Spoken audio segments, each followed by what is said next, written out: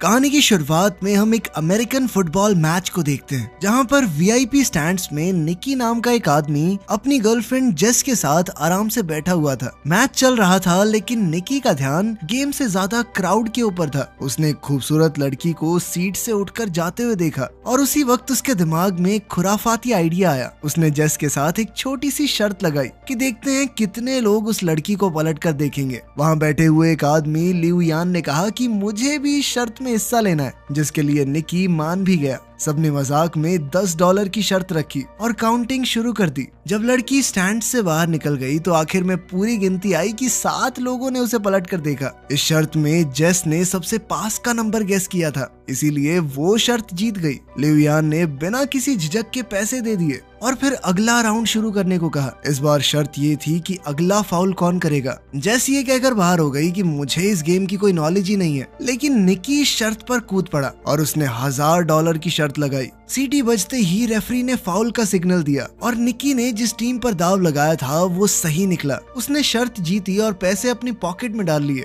लिऊ यान शर्त हारने के बाद भी और ज्यादा एक्साइटेड हो गया। उसने कहा कि अब की बार $5000 की शर्त लगाते हैं। इस बार का सवाल ये था कि अब की बार वो बॉल को पास करेंगे या उसे लेकर दौड़ेंगे। निकी 5000 का दाव खेलने में थोड़ा हिचकिचा रहा था, लेकिन आखिरकार वो मान ही गया। लिऊ यान ने गेस किया कि वो भागेंगे और निकी ने कहा कि पास करेंगे, और सीटी बजते ही प्लेयर ने सच में बॉल लेकर दौड़ लगा दी, जिस वजह से निकी अब $5000 हार गया। अब निकी ने डिसाइड किया कि कोई बात नहीं, 5000 हार गए, अब बंद करते हैं, और उसने जेस से कॉफी पीने चलने को कहा। लेकिन लिऊ यान ने जिद पकड़ ली। उसने कहा कि तुम वीआईपी लाउंज में बैठे हो, पैसा तो है तुम्हारे पास, $5000 से क्या होता है, एक और बाजी खेलो, इस बार $10,000 की। और आखिरकार निकी मान ही गया। और अब सवाल था कि ये प्लेयर अगला पास सही तरीके से कामयाब कर पाएगा या नहीं। निकी ने प्रेडिक्ट किया कि हाँ, पास दे देगा ये, लेकिन दूसरी टीम ने पास को बीच में ही रोक लिया। अब निकी $15,000 हार चुका था। पैसे निकालते हुए निकी थोड़ा परेशान हुआ।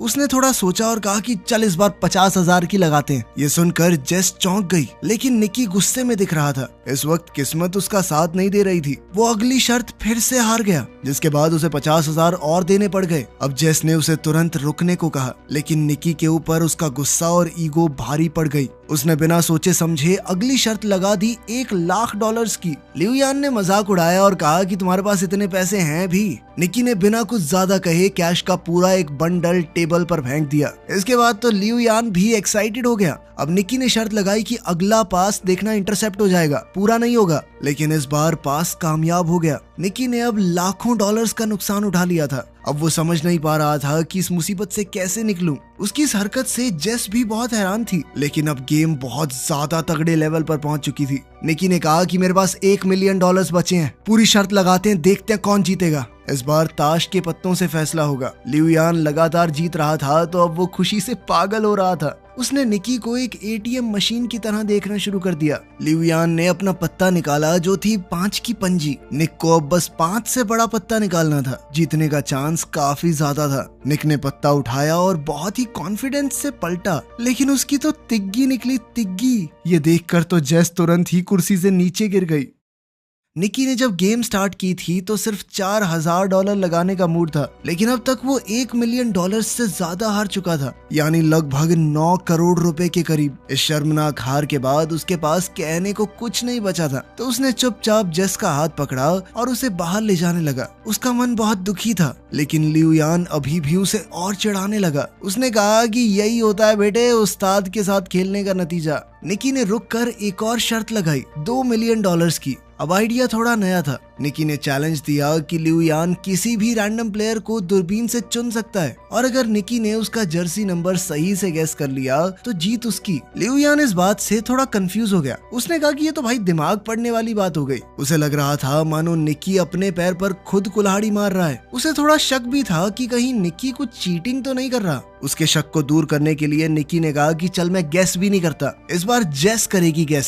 जेस ने गुस्से से निकी को देखा। उसे समझ नहीं आ रहा था कि आखिर ये चल क्या रहा है। क्या चांस है कि इतने लोगों में मैं जिसका जर्सी नंबर बोलूंगी वही होगा। ये कहकर वो वहाँ से जाने लगी, लेकिन लिऊ यान के सिक्योरिटी गार्ड ने उसे जाने से रोक लिया और उनके बीच छोटी सी झड़प हो गई। जेस ने खुद को थोड़ा शांत किया। निकी ने उससे कहा कि बस ग्राउंड में नजर घुमाओ और जो नंबर तुम्हें अपना सा लगे वो बोल दो, लिऊ यान ने दूरबीन उठाई और एक प्लेयर को चुना, जिसके बाद जेस ने दूरबीन ली और पूरी फील्ड को स्कैन किया। हर तरफ उसे जर्सी नंबर्स ही दिख रहे थे। कैसे गैस करे? तभी उसकी नजर एक जाने पहचाने चेहरे पर पड़ी और उसे निकी की बात याद आई कि जो नंबर तुम्हें अपना सा लगे उसे चुन लेना। वहाँ उनका दोस्त फरहाद 55 नंबर की जर्सी पहने हुए था। जेस को समझ आ गया कि ये सब निकी के प्लान का एक हिस्सा था। उसने कहा नंबर 55 और वो एकदम सही जवाब था। उसके जवाब से लिऊ यान दंग रह गया। जेस भी कुछ पलों के लिए सोच में पड़ गई कि निकी को पहले से ये कैसे मालूम था कि लिऊ यान उसी नंबर को सिलेक्ट करेगा, लेकिन इस वक्त ये सब जरूरी नहीं था। वो शर्त को जीत चुके थे। दोनों ने $1 मिलियन का प्रॉफिट किया और सारा हारा हुआ पैसा भी वापस मिल गया। 2 बड़े कैश से भरे हुए बैग लेकर वो स्टेडियम से बाहर निकल गए। कार में निकी ने जेस को बताया कि ये सब कुछ उनके प्लान का हिस्सा था। वो लिऊ यान को काफी समय से ट्रैक कर रहे थे। दरअसल लिऊ यान हाई सोसाइटी में अपनी जुआ खेलने की बुरी आदत के लिए मशहूर था। उसके सामने कोई कुछ भी शर्त लगाए वो कूद पड़ता था। निकी की टीम ने ये पूरा प्लान बनाया था। जैसे ही लिऊ यान ने अपने होटल रूम से बाहर कदम रखा, उसके सबकॉन्शियस माइंड में नंबर 55 डाला गया। सिक्योरिटी गार्ड के लेबल पिन में भी 55 लिखा था। स्टेडियम के रास्ते में साइन बोर्ड्स पर भी वही नंबर था और उन्होंने उसे सिर्फ ये नंबर दिखाया नहीं बल्कि सुनाया भी। मैच देखने आते वक्त उन्होंने लिऊ यान की गाड़ी में एक गाना चलवाया था, जिससे उसे बार बार 55 नंबर का हिंट मिले। उस गाने में 124 बार 55 जैसी आवाज निकल रही थी, जिस वजह से लिऊ यान का दिमाग बार बार उस नंबर की तरफ खिंचा जा रहा था। साथ ही उसे फरहाद की एक फोटो भी दिखाई गई थी, जिससे वो एक विजुअल मेमोरी बन गई। जब वो दूरबीन से देख रहा था तो उसका दिमाग नेचुरली नंबर 55 की तरफ गया और जेस ने फरहाद को देखते ही 55 कह दिया। जेस को पहले से कुछ भी इसलिए नहीं बताया गया था ताकि इस पूरी गेम के दौरान उसके एक्सप्रेशन बिल्कुल असली रहें, ताकि किसी को भी उन पर शक न हो। ये सब सुनकर तो जेस निकी से पूरी तरह इम्प्रेस हो गई। इसके बाद कहानी कुछ दिन पहले जाती है। कुछ दिन पहले की ही बात है। निकी एक कमरे में बेड पर था और उसके सर पर एक आदमी ने बंदूक तान रखी थी। उसके पास में ही जेस बैठी थी, जिसे वो बस कुछ ही दिन पहले मिला था। ये साफ दिख रहा था कि निकी को किसी ने अपने जाल में फंसा रखा है, लेकिन उसके चेहरे पर डर का नामो निशान नहीं था। उसने सीधा कह दिया कि मेरे पास एक भी पैसा नहीं है, अगर गोली चलानी है तो चला लो। गन वाले आदमी ने उसके रिएक्शंस को समझा और तुरंत पहचान गया कि ये आदमी खिलाड़ी है, हमसे बड़ा ठग है ये, और उसका अंदाजा बिल्कुल सही था। निक एक बेहतरीन ठग है जो कि छोटी मोटी चोरियां करता है, वो भी बहुत सफाई से। जेस ही उसे फंसाकर इस कमरे में लाई थी, तो उसने जेस के अंदर एक नेचुरल टैलेंट देखा। जेस उस वक्त तक कुछ नहीं समझ पाई थी। खैर, जब वो बंदूक वाला आदमी चला गया तब निकी ने जेस से कहा कि तुम्हारे पास एक गिफ्ट है और अगर तुमने लोगों को ठगने की अपनी इस ताकत को अच्छे से तराश लिया तो सारी जिंदगी बैठ के खा सकती हो। निकी ने कहा कि हमारा तो पारिवारिक धंधा ही है, मेरा बाप उसका बाप सब ठग थे, वो पुश्तैनी ठग है। हर ट्रिक हर एक चाल उसके लिए एक गेम थी। जेस ने बिना समय गवाए थोड़े पैसे निकाले और कहा कि मैं आपसे सीखना चाहती हूँ। निकी ने भी समय बर्बाद करना जरूरी नहीं समझा। बाहर जाते वक्त भी निकी ने जेस की एक अंगूठी चुरा ली थी और उसे पता तक नहीं चला था। जब तक जेस समझ पाती कि हुआ क्या है तब तक उसकी घड़ी भी गायब हो चुकी थी और जब उसने हैंडबैग में घड़ी रखी तो निकी उसका वॉलेट निकाल चुका था। इन सारे कारनामों के बाद निकी ने कहा कि हाथ की सफाई, टाइमिंग और थोड़ा सा स्टाइल, बस यही चाहिए इस काम में। उस दिन निकी ने उसे गुड बाय के अलावा कुछ और नहीं कहा।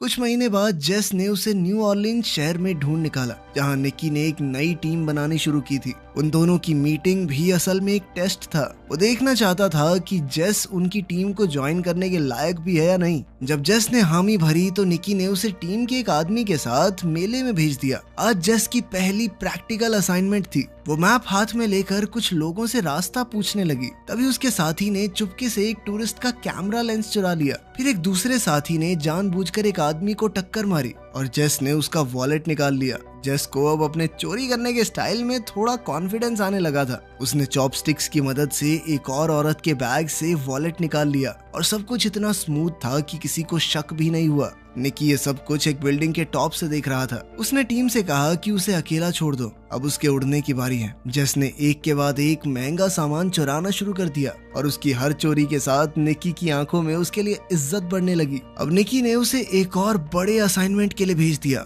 इस बार ये एक हाईटेक फ्रॉड था। खास तरह के लेंसेज की मदद से वो लोग दूसरों के पत्ते देख सकते थे और फिर अपने ओपोनेंट्स को आसानी से हरा देते। यहाँ पर क्रेडिट कार्ड चुराने का सिस्टम भी चल रहा था। कार्ड को चुरा कर चुपके से एक टीममेट के पास भेजा जाता। जहाँ एक डिवाइस उसके डेटा को कॉपी करता और फिर वो कार्ड वापस उसी शख्स की पॉकेट में चला जाता। जब तक किसी को कुछ पता चलता तब तक पूरा अकाउंट खाली हो जाता। एक और ठगी का सिस्टम था, नकली एटीएम मशीन। जब भी कोई एटीएम से पैसे निकालता तो मशीन में उसका पिन अपने आप स्टोर हो जाता। फरहाद उस मशीन को चुपचाप हटाकर सारा डेटा ले जाता। सारे क्रेडिट कार्ड्स को अलग अलग कैटेगरीज में रखकर उनसे लग्जरी आइटम्स खरीदे जाते और आखिर में उनके डेटा को ब्लैक मार्केट में बेच दिया जाता। जेस ने एक दिन एक खूबसूरत नेकलेस देखा और पहन लिया, लेकिन निकी ने कहा कि इसे तुरंत उतार दो। उसने सख्ती से समझाया कि सारी चीजों को बेचना होगा, कुछ भी हमारा पर्सनल नहीं होना चाहिए। जेस पहली बार इतने बड़े लेवल की ठगी देख रही थी।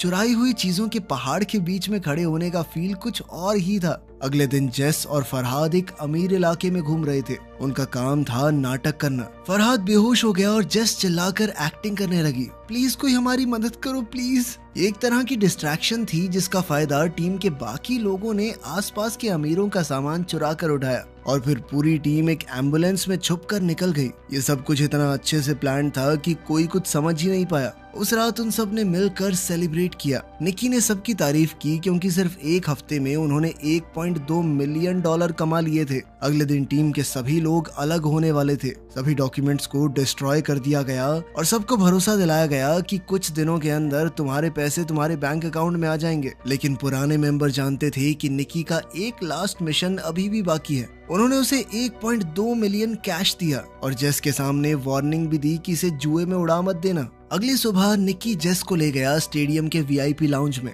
उसने जेस के सामने पूरा तमाशा किया और उसे दिखाया कि कैसे कुछ ही मिनटों में हम $1,000,000 कमा सकते हैं। जेस उस वक्त तक निकी के थोड़े थोड़े प्यार में पड़ने लगी थी। उसे लगने लगा था कि वो निकी की गर्लफ्रेंड है, तभी तो वो उसे ये सब कुछ दिखा रहा है। लेकिन निकी ने शुरुआत से ही उसे बस ठगी के लिए ही अपने ग्रुप में शामिल किया था। जब सब कुछ खत्म हो गया तो निकी ने उसे $80,000 कैश दिया और आखिर में कहा गुड बाय। जेस ने उसकी तरफ देखा, उसकी आंखों में आंसू थे। उसका दिल टूट गया था। एक तरफ वो निकी से सच में प्यार कर बैठी थी, दूसरी तरफ उसे ये भी लग रहा था कि $80,000 बहुत कम है क्योंकि निकी ने अभी अभी $1 मिलियन कमाए थे। लेकिन निकी की दुनिया में जज्बातों के लिए कोई जगह नहीं थी और जेस ने अब उसका असली रंग देख लिया था।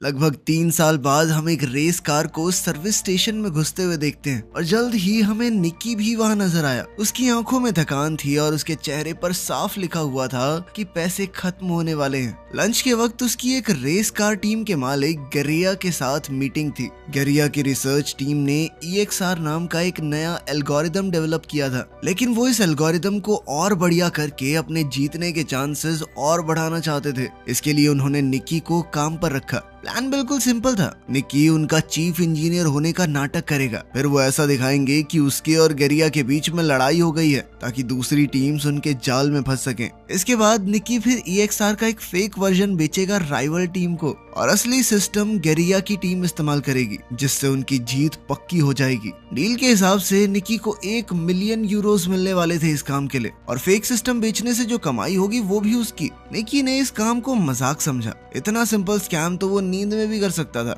लेकिन गरिया के बटलर को उस पर बिल्कुल भरोसा नहीं था। उसने सीधा निकी को धमकाते हुए कहा कि अगर कुछ भी गड़बड़ की ना तो गोली सीधी छाती में मारूंगा तेरी। निकी ने एक टक्सीडो पहना और शाम को एक पार्टी अटेंड करने के लिए निकल गया। उनका प्लान था भीड़ के बीच में अपना झगड़ा करना, पर उनका प्लान तो तभी बिखर गया जब जेस ने एंट्री मारी, एक लाल ड्रेस में सीढ़ियों से उतरते हुए, और वो सीधा जाकर गरिया के गले लग गई। ये देखकर निकी का दिमाग घूम गया। उसने जेस को 3 साल से देखा ही नहीं था और अब वो किसी और के साथ थी, और वो भी उस आदमी के साथ जिसने निकी को काम पर रखा है। जेस ने आराम से निकी के पास आकर कहा कि अब मैं कोई ठग नहीं हूँ और जो कुछ भी 3 साल पहले हुआ था अब उन बातों का कोई मतलब नहीं। उसने ये भी कहा कि गरिया को निकी और उसके बीच के पुराने रिश्तों के बारे में कुछ नहीं पता और कहा कि अगर ये बात दबी रहे तो ही बेहतर होगा। ये सब सुनकर निकी का खून खौल गया। उसने वोडका का ग्लास उठाया और एक ही बार में खाली कर दिया। पहले उसे लड़ने के लिए एक्टिंग करने की जरूरत थी, अब तो उसे वैसे ही खुंदक आ रही थी गरिया पे,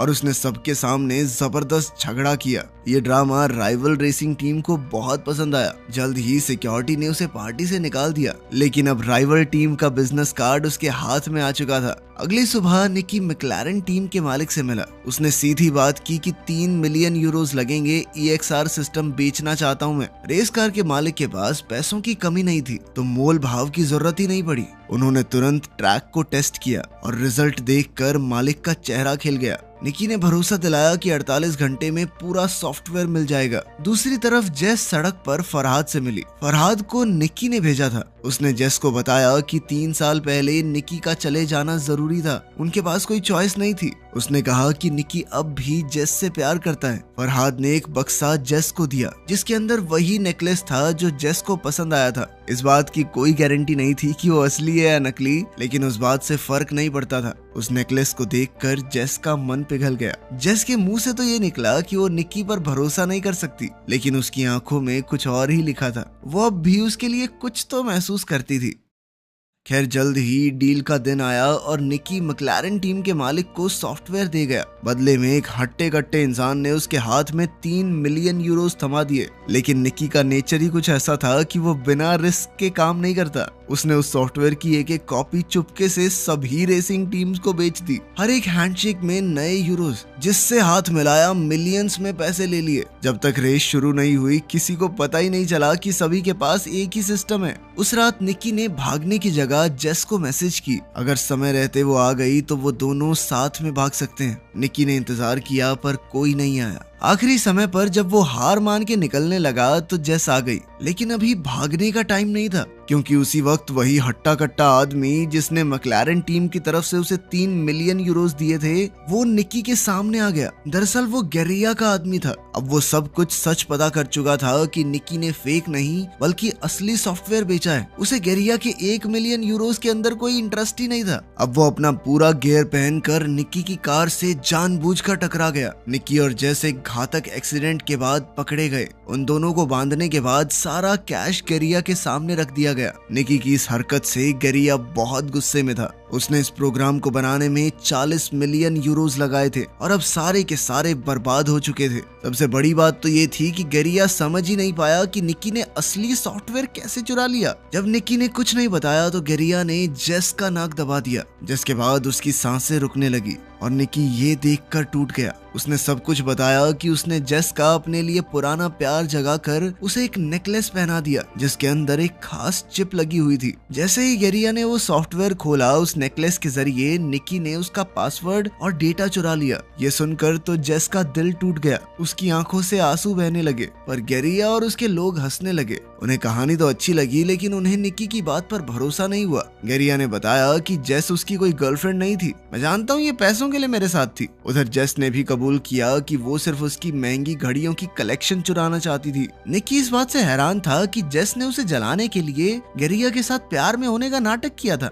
अब दोनों ही पकड़े गए थे। गेरिया ने ज्यादा वक्त नहीं लिया। उसने बुचर से पूछा कि निकी ने सॉफ्टवेयर कैसे चुराया। जैसे ही निकी बोलने लगा, बुचर ने गोली चला दी। वो गोली सीधी निकी के सीने में घुस गई। गेरिया का चेहरा सफेद पड़ गया। उसने घबराकर बुचर से कहा कि पैसा वापस कमाया जा सकता है, लेकिन अगर मर्डर के चक्कर में अंदर हो गया ना मैं, तो जिंदगी खत्म। उसने बुचर को तुरंत निकाल दिया और वेयरहाउस से भाग गया। जेस बहुत ज्यादा रो रही थी, लेकिन बुचर ने कहा कि डरने की जरूरत नहीं है। वो असलियत में निकी का ही आदमी था, और सच कहूँ तो उसका बाप हूँ मैं, असली बाप। उसने गोली जानबूझकर दिल के साइड में चलाई थी। उसने टेप से जख्म को सील किया, सुई से खून निकाला और उसकी छाती में एयर प्रेशर को स्टेबलाइज किया। अचानक निकी ने फिर से अपनी आंखें खोल दी। वो अब भी जिंदा था। ये एक्ट थोड़ा पागलपन से भरा हुआ था, लेकिन काम तो कर गया। पैसों का ढेर उनके पीछे पड़ा था और वो तीनों वहाँ से निकल गए। निकी दरअसल एक अनाथ था और उसे इसी बटलर ने पाला था। उसने ही निकी को ये सारी चोरी चकारी की स्किल्स सिखाई थी।